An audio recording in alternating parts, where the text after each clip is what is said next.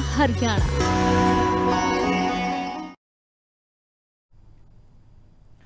नमस्कार, स्वागत है आपका। मैं आपके साथ स्टेश नैन मोर। आप देख रहे हैं मारा हरियाणा। बुलेटिन की शुरुआत बड़ी खबर के साथ। मुख्यमंत्री नायब सिंह सैनी ने आज प्रदेश के लोगों को बड़ी सौगातें बांटी।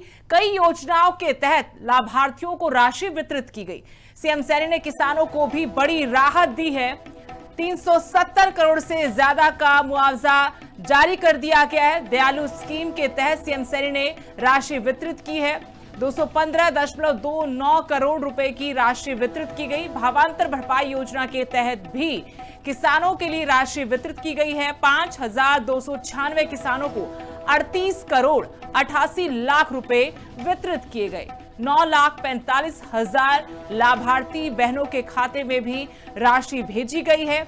एसटी के लाभार्थी छात्रों को छात्रवृत्ति के रूप में 100 करोड़ रुपए की राशि जारी हुई। सामाजिक सुरक्षा योजनाओं के तहत 1140 करोड़ रुपए भी वितरित किए गए।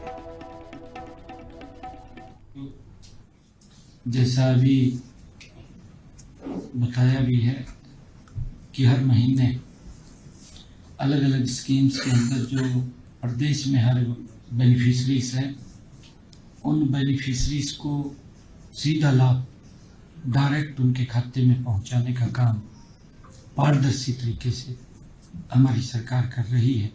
आज सबसे पहले हमने लाडो लक्ष्मी योजना की 7वीं किस्त जारी करते हुए मुझे खुशी हो रही है कि बहनों को जो ये लाभ पहुंच रहा है, आदरणीय प्रधानमंत्री जी का जो एक विजन भी है, महिला सशक्तिकरण, आर्थिक रूप से मजबूत करना, प्रधानमंत्री जी के उस विजन को साकार करने में हमारी सरकार वो लगी हुई है। इस योजना के तहत आज 9,76,000 लाभार्थी बहनों के खाते में आज 205 करोड़ रुपए अभी जारी हुआ है। कांग्रेस नेता और पूर्व सांसद बृजेंद्र सिंह की सद्भाव यात्रा आखिरी पड़ाव पर है। आज गुरुग्राम में यात्रा में शामिल होंगे राहुल गांधी। इसकी तैयारियों को लेकर कांग्रेस की तरफ से कांग्रेस भवन में बड़ी बैठक भी की गई, मंथन किया गया, तैयारियों को लेकर जायजा लिया गया। प्रदेश अध्यक्ष राव नरेंद्र सिंह और बीके प्रसाद पार्टी प्रभारी ने ड्यूटियां लगाई हैं बकायदा अपने कार्यकर्ताओं की, पदाधिकारियों की। बृजेंद्र सिंह ने भी कार्यकर्ताओं के साथ बैठक की। आज शाम 5 बजे गुरुग्राम पहुंचेंगे राहुल गांधी। ऐतिहासिक हांडसा चौक से पदयात्रा शुरू होगी। बृजेंद्र सिंह के साथ करीब 1 किलोमीटर राहुल गांधी पैदल चलेंगे। एसडी स्कूल के पास एक जनसभा को इसके बाद संबोधित किया जाएगा। सामाजिक सद्भाव और प्रदेश के मुद्दों पर राहुल गांधी अपनी बात रखेंगे। पिछले साल 5 अक्टूबर से जींद के दनोदा गांव से बृजेंद्र सिंह ने इस यात्रा की शुरुआत की थी और उस वक्त कहा था कि मल्लिकार्जुन खड़गे से उन्हें अनुमति मिली है और वहां से परमिशन मिलने के बाद वो यात्रा शुरू कर रहे हैं। लेकिन बीच में लगातार उनकी पार्टी के कई बड़े नेताओं, विधायकों, पूर्व विधायकों, पूर्व सांसदों ने सवाल उठाए थे, कहा था कि वो ये जो यात्रा है वो उनकी निजी यात्रा है। हरियाणा कांग्रेस प्रदेश अध्यक्ष राव नरेंद्र सिंह इस वक्त हमारे साथ फोन लाइन जुड़े हुए हैं। राव साहब, बहुत बहुत स्वागत है आपका। बहुत बहुत धन्यवाद है आपका जी, आपका और आपके दर्शक साथियों का, सबका। राव साहब, आज तो राहुल गांधी आ रहे सद्भाव यात्रा में, आपकी तरफ से भी निर्देश जारी हुए हैं। सबसे पहले आपसे यही जानना चाहते हैं कि क्या निर्देश हैं और साथ में क्या कार्यक्रम है आज राहुल गांधी का? देखिए, राहुल जी आज हमारे हरियाणा में आ रहे हैं, हम उनका स्वागत है। उनके लिए बहुत ही, हम सबके लिए खुशी की बात है कि हमारे जननेता हमारे बीच में होंगे और उनका कांग्रेस पार्टी की तरफ से, हरियाणा प्रदेश की तरफ से उनका वेलकम किया जाएगा और वो जो सद्भाव यात्रा के अंदर भाग लेंगे, इसमें मिलेंगे सब साथियों से जी, उनसे रूबरू होंगे जी। क्या तैयारियां यात्रा को लेकर? क्या सभी विधायकों को, पूर्व विधायकों को, सांसदों को और पूर्व सांसदों को इस यात्रा में शामिल होना जरूरी है? देखिए, जहाँ चुनाव चल रहे हैं वहाँ तो मैं समझता हूँ वो लोग, आज अंतिम दिन है प्रचार का, जिनकी ड्यूटियां लगी हुई है, उनके लिए बहुत आवश्यक नहीं है, आना चाहिए, स्वागत है, आ सकते हैं, वरना चुनाव भी अपने आप में जरूरी है। बिल्कुल। बाकी हमने सूचित सब साथियों को कर दिया है, जिन साथियों के पास अपना काम कर चुके होंगे इलेक्शन में वो आ सकते हैं, हो सकता है बहुत साथी अब काम की वजह से या आखिरी दिन होने की वजह से नहीं भी आए जी।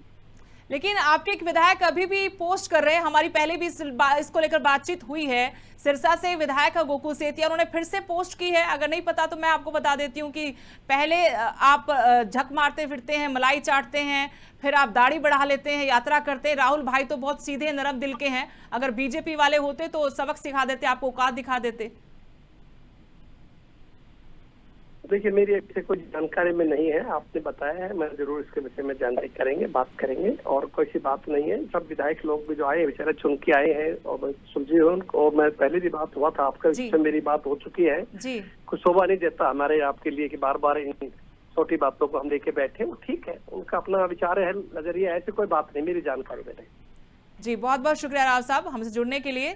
छोटी बात तो नहीं है, विधायक हैं पार्टी के और वो इस तरह से इस पूरी सद्भाव यात्रा को लेकर लगातार निशाना साध रहे हैं। पार्टी प्रदेश अध्यक्ष राव नरेंद्र, जिन्होंने कहा कि सभी को कहा गया है कि इस यात्रा में पहुंचे, हो सकता है जो यात्रा के में नहीं पहुंचेंगे उनके पास कोई जिम्मेदारी है तो नहीं पहुंचेंगे। चुनाव का आखिरी दिन है, चुनाव प्रचार आज थम जाएगा शाम को, और इसके मद्देनजर कहा गया कि जिनकी चुनाव में ड्यूटी है उस ड्यूटी को पूरा करें और यात्रा में शामिल हो। बाकी लोग जो इस यात्रा में शामिल होंगे, देखना होगा कि कौन कौन इस यात्रा में शामिल होगा। सामाजिक सद्भाव, प्रदेश के मुद्दों पर राहुल गांधी भी अपनी बात रख सकते हैं, क्योंकि इस यात्रा के बाद एक जनसभा एसडी स्कूल में रखी गई है और इस यात्रा में कौन कौन शामिल होता है इस पर सभी की नजरें। लेकिन इस पार्टी में जो कांग्रेस है हरियाणा में, उसमें अपने नेताओं के बीच खींचतान चल रही है।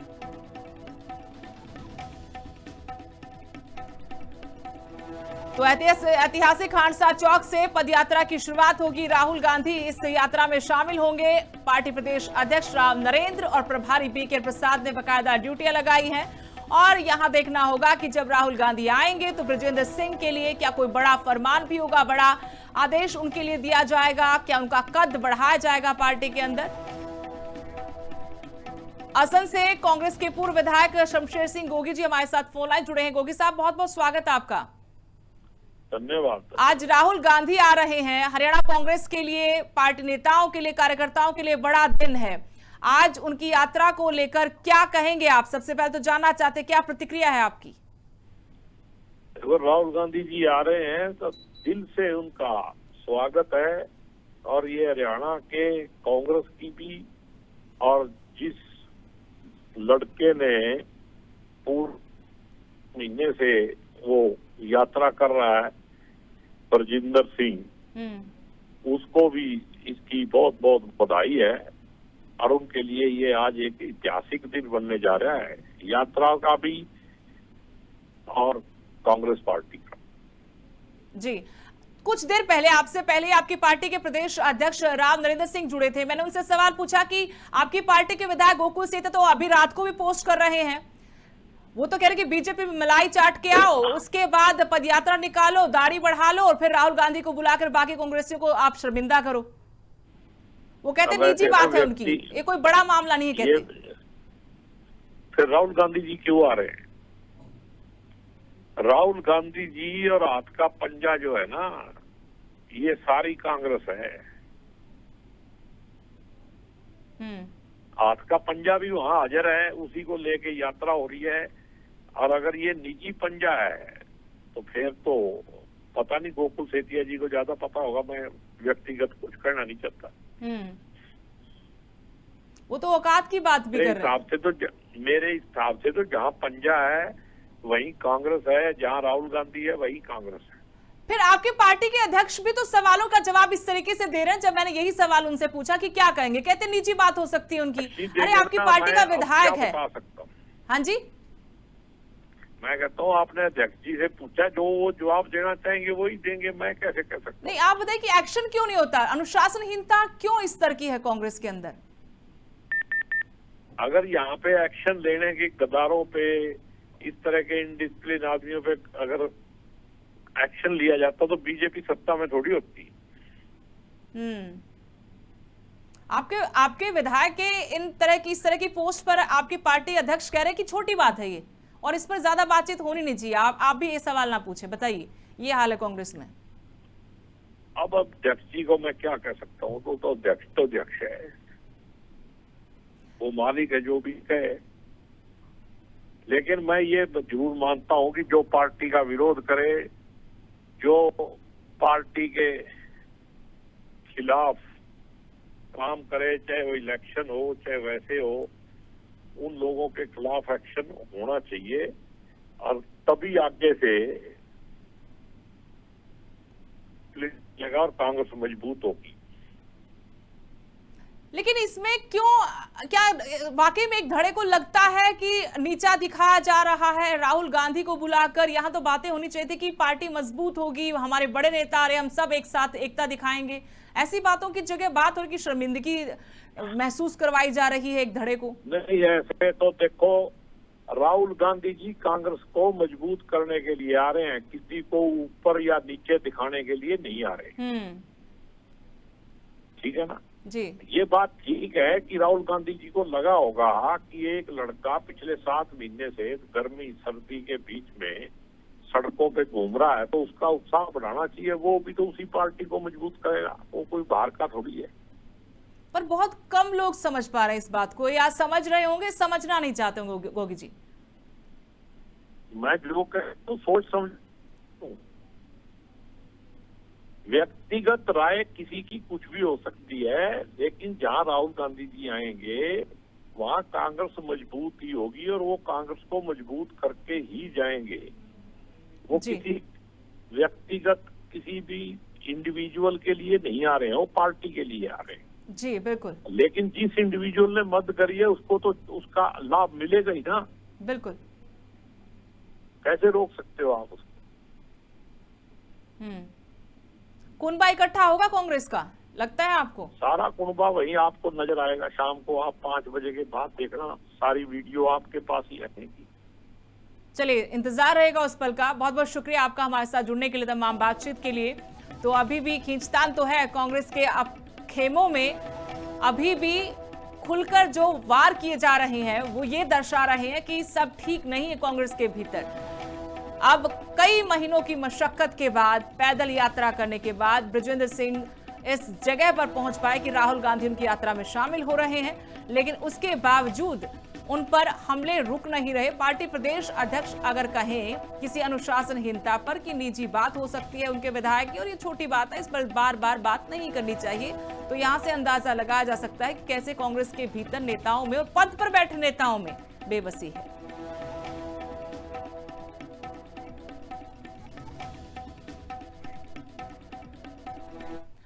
सद्भाव यात्रा पर गोकुल सेतिया के एक और पोस्ट की वजह से लगातार विवाद बढ़ता जा रहा है। एक बार फिर से सियासी वार किया है गोकुल सेतिया ने। बृजेंद्र सिंह की सद्भाव यात्रा पर सोशल मीडिया पोस्ट का निशाना साधा गया है। लिखा है इस बार कि बीजेपी की मलाई खाकर दाढ़ी बढ़ा लो, फिर राहुल गांधी को बुलाकर बाकी कांग्रेसियों को नीचा दिखाओ। ये तो हमारा नेता राहुल गांधी नरम दिल का है, भाई की जगह बीजेपी वाले होते तो औकात दिखा देते। तो एक और पोस्ट गोकुल सेतिया की तरफ से, सिरसा से कांग्रेस के विधायक है। एक तरफ जहां राहुल गांधी सद्भाव यात्रा में शामिल हो रहे हैं, आज शाम को 5 बजे सद्भाव यात्रा में पैदल चलेंगे, जनसभा को भी संबोधित करेंगे। पार्टी की तरफ से प्रदेश अध्यक्ष राम नरेंद्र सिंह ने पत्र भी जारी किया है, बताया है, कहा है, निर्देश दिए हैं कि आप सभी लोग जो पार्टी के लोग हैं, चाहे वो पदाधिकारी हैं, कार्यकर्ता हैं या विधायक, पूर्व विधायक, सांसद, पूर्व सांसद हैं, वो सभी इस यात्रा में पहुंचे और इस यात्रा को कामयाब बनाए। दूसरी तरफ गोकुल सेतिया जो कि सिरसा से कांग्रेस के ही विधायक हैं, वो इसी यात्रा को लेकर बृजेंद्र सिंह पर कटाक्ष कर रहे हैं, कई गंभीर आरोप जुड़ रहे हैं। कहा कि बीजेपी की मलाई खा के दाढ़ी बढ़ा लो, फिर राहुल गांधी को बुला लो, फिर बाकी कांग्रेसियों को नीचा दिखाओ। ये तो हमारा नेता राहुल गांधी नरम दिल का है, भाई की जगह बीजेपी वाले होते तो मलाई चाट के आने वालों को औकात दिखा देते।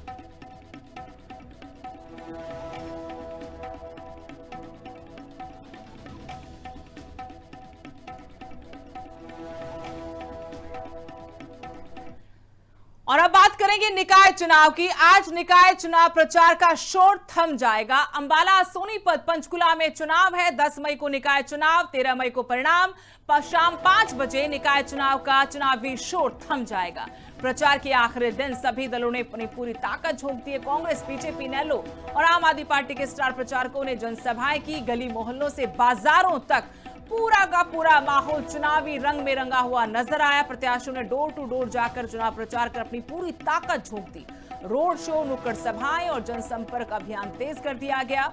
तो आज चुनाव प्रचार का शोर थमने वाला है। कांग्रेस हो या फिर भारतीय जनता पार्टी, दोनों ही दलों की तरफ से पूरी ताकत झोंकी गई है। मुकाबला भी मुख्य तौर पर सभी जगह इन्हीं दो पार्टियों के बीच है। मुख्यमंत्री नायब सिंह सैनी ने खुद चुनाव प्रचार की कमान संभाली हुई थी। उधर कांग्रेस की तरफ से पूर्व मुख्यमंत्री और नेता प्रतिपक्ष भूपेंद्र सिंह हुड्डा लगातार अपनी पार्टी के उम्मीदवारों के लिए चुनाव प्रचार कर रहे थे। तो 10 मई को मतदान, 13 मई को परिणाम। आज शाम 5 बजे निकाय चुनाव का चुनावी शोर थम जाएगा।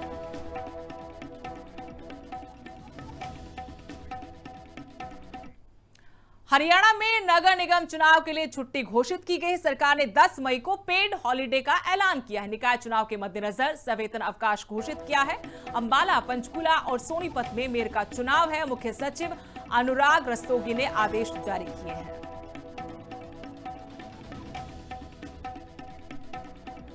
तो सरकार ने 10 मई को पेड हॉलिडे का ऐलान किया है। 10 मई को निकाय चुनाव है, मतदान होगा और 13 मई को चुनाव परिणाम आएगा। इसके मद्देनजर सवेतन अवकाश सरकार की तरफ से घोषित किया गया है।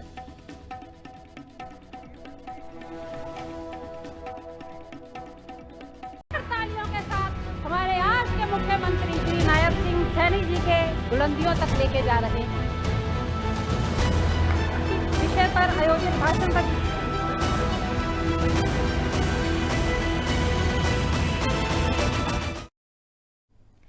ब्रेक के बाद स्वागत है आपका। हरियाणा में मुख्यमंत्री नायब सिंह सैनी के नेतृत्व में महिला सशक्तिकरण सरकार की प्राथमिकताओं में सबसे ऊपर है। हरियाणा सरकार महिलाओं को आर्थिक, सामाजिक और शैक्षिक रूप से मजबूत बनाने के लिए लगातार नई योजनाएं लागू कर रही है। मुख्यमंत्री कई बार ये साफ कर चुके हैं कि सशक्त नारी ही सशक्त समाज और सशक्त राष्ट्र की नींव है। इसी कारण महिलाओं के स्वास्थ्य, शिक्षा, सुरक्षा, पोषण और आर्थिक आत्मनिर्भरता के लिए अनेक जन कल्याणकारी योजनाएं जमीनी स्तर पर प्रभावी तरीके से लागू की जा रही हैं। इसी पर आपको दिखाते हैं स्पेशल रिपोर्ट। महिला सशक्तिकरण को नई दिशा दे रही हरियाणा सरकार। सीएम नायब सिंह सैनी के नेतृत्व में महिलाओं का बढ़ा सम्मान। सुरक्षा और आत्मनिर्भरता पर सीएम नायब सिंह सैनी का विशेष फोकस। हाल ही में कुरुक्षेत्र यूनिवर्सिटी में सशक्त नारी, सशक्त समाज, सशक्त राष्ट्र विषय पर संगोष्ठी में मुख्यमंत्री नायब सिंह सैनी ने महिला सम्मान और अधिकारों को लेकर सरकार की प्रतिबद्धता दोहराई।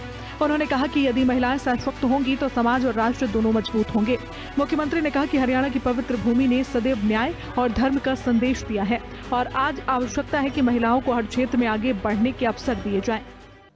आधुनिक काल में ही महिलाएं जीवन के सभी क्षेत्रों में अपनी बुद्धिमत्ता, दक्षता और क्षमता की उन्होंने धाक जमा करके रखी है। हर समय में आज महिलाएं ज्ञान विज्ञान के नए उभरते क्षेत्र हम देखते हैं, जैसे सूचना तकनीक, कंप्यूटर प्रबंधन, वास्तुशिल्प, चिकित्सा विज्ञान, इंजीनियरिंग, अंतरिक्ष विज्ञान में पुरुषों के बराबर कंधे से कंधा मिला करके आज हमारी महिलाएं काम कर रही हैं। बेटी बचाओ बेटी पढ़ाओ से बदली हरियाणा की तस्वीर। मुख्यमंत्री ने कहा कि साल 2014 में प्रधानमंत्री नरेंद्र मोदी ने हरियाणा से ही बेटी बचाओ बेटी पढ़ाओ अभियान की शुरुआत की थी। उस समय राज्य का लिंगानुपात चिंता का विषय था, लेकिन आज स्थिति में बड़ा सुधार आया है। कई पंचायतों में बेटियों की संख्या बेटों से ज्यादा हो चुकी है। उन्होंने कहा कि आज बेटियां सेना, चिकित्सा, न्यायपालिका, प्रशासन और खेल सहित हर क्षेत्र में अपनी प्रतिभा का परचम लहरा रही हैं।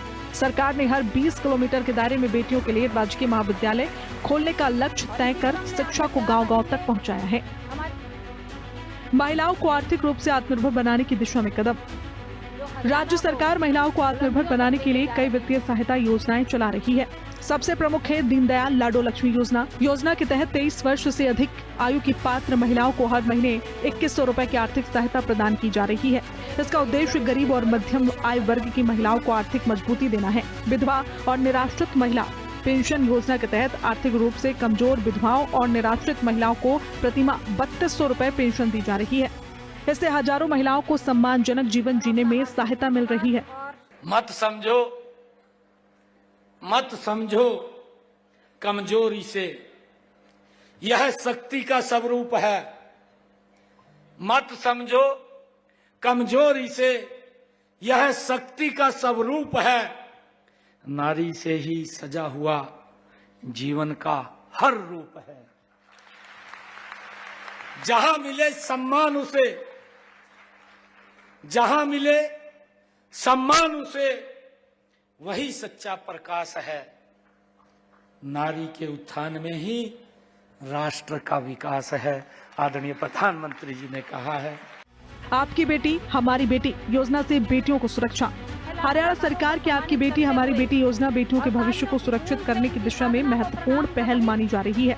योजना के अंतर्गत अनुसूचित जाति और बीपीएल परिवारों की पहली बेटी तथा सभी वर्गों की दूसरी बेटी के जन्म पर 21,000 रुपए की राशि LIC में निवेश की जाती है। ये राशि बेटी के 18 वर्ष पूर्ण होने पर उपलब्ध कराई जाती है। योजना का उद्देश्य कन्या भ्रूण हत्या रोकना और बेटियों के प्रति सकारात्मक सोच विकसित करना है। मातृ स्वास्थ्य और पोषण पर सरकार का विशेष फोकस। महिलाओं और बच्चों के बेहतर स्वास्थ्य के लिए सरकार ने कई योजनाएं लागू की हैं। मुख्यमंत्री दूध उपहार योजना के तहत गर्भवती और स्तनपान कराने वाली महिलाओं को सप्ताह में 6 दिन 200 मिलीलीटर फोर्टिफाइड दूध उपलब्ध कराया जा रहा है। इसमें महिलाओं और बच्चों में कुपोषण की समस्या को कम करने में मदद मिल रही है। महिला श्रमिक मातृत्व लाभ योजना के अंतर्गत महिला श्रमिकों को प्रसव के बाद 30,000 रुपए की आर्थिक सहायता और अतिरिक्त पोषण सहायता दी जाती है। इससे असंगठित क्षेत्र में कार्यरत महिलाओं को राहत मिली है। बेटियों की शिक्षा और भविष्य को सुरक्षित करने की पहल।